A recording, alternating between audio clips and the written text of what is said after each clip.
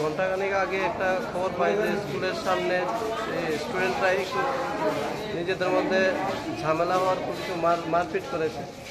Accordingly আমি staff নিয়ে সঙ্গে সঙ্গে আসার পর তো কোনো মারপিট দেখতে পাইনি।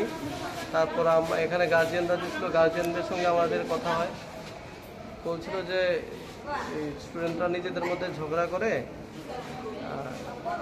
করেছে, একটু দুজন স্টুডেন্ট আহত হয়েছে, একজন ক্লাস 9-এর এবং একজন ক্লাস 10-এর।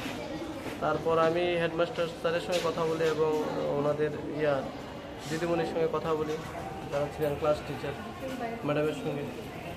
তারপর ওনারা বলছেন বিষয়টি, তো ওনারাও স্টুডেন্টদের সঙ্গে কথাবার্তা বলে সমস্ত বিষয় সম্পর্কে কিংবা বহন হওয়ার পর একটা রিপোর্ট দেবেন। যদি এমন ক্রিমিনাল কিছু থেকে থাকে অ্যাকর্ডিংলি করে দেখা যাবে আইন অনুযায়ী যা হয়। আমি স্টুডেন্টদের সঙ্গে কথা বলেছি, যারা ছিল তাদেরকে করেছি, আশ্বস্ত করেছি যে প্যানিক হওয়ার কিছুতে নিজের মধ্যে ঝামেলা হয়েছে, ঠিক আছে, আমরা বিষয়টা ক্ষতি দেখছি, হচ্ছে। ঝগড়াটা কিসের থেকে ঝগড়াটা ছেলেরা তো সমস্ত কিছু জানে না, সবাই তো জানে না। আহত যারা হয়েছে বা কে ছিল তাদের সঙ্গে কথাবার্তা বলার পরে বলা যাবে। আহত যারা হয়েছে তারা কোথায়?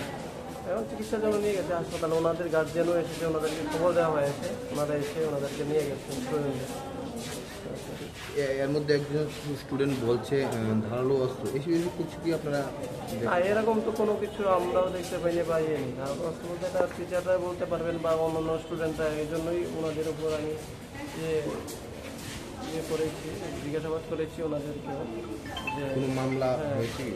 মামলা যদি কমপ্লেন দেখা যাক কী নিয়ে হয়েছে বা পুরোটা বিষয় জানার পরেই বলবো।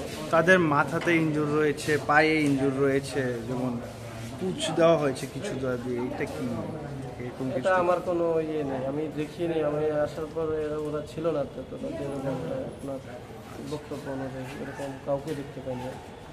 ঠিক